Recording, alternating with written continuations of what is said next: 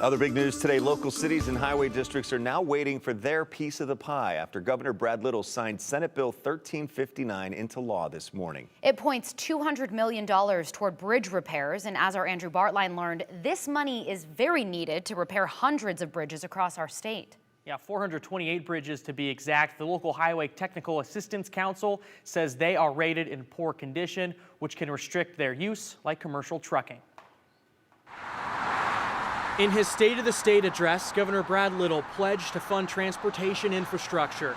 I also propose we invest another $200 million in one-time funding to clear out 1/3 of the backlog of deficient bridges. Making good on that promise, the governor signed Senate Bill 1359 Thursday morning. It moves $200 million from the state's general budget to cities and local highway districts in need of bridge repairs.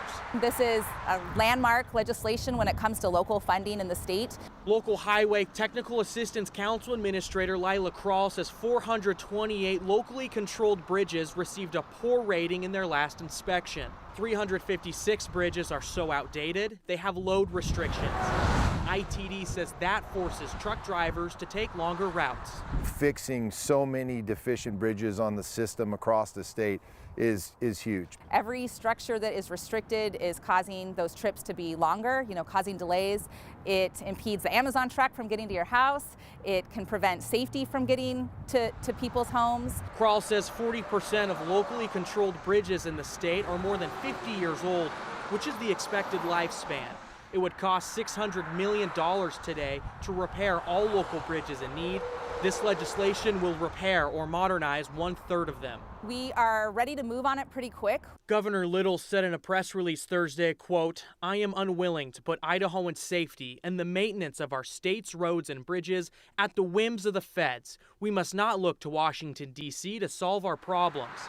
And Krall agrees, adding her team is able to draw $7 million from the federal government annually for these projects, which she says isn't enough. It's monumental legislation when it comes to local transportation funding, and we hope to see those improvements make an impact right away.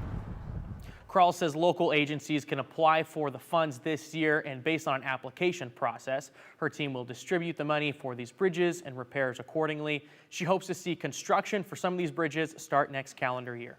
A lot of bridges. Yeah, a that third need of to the be ones that updated. need it. Yeah. All right. Thank you, Andrew.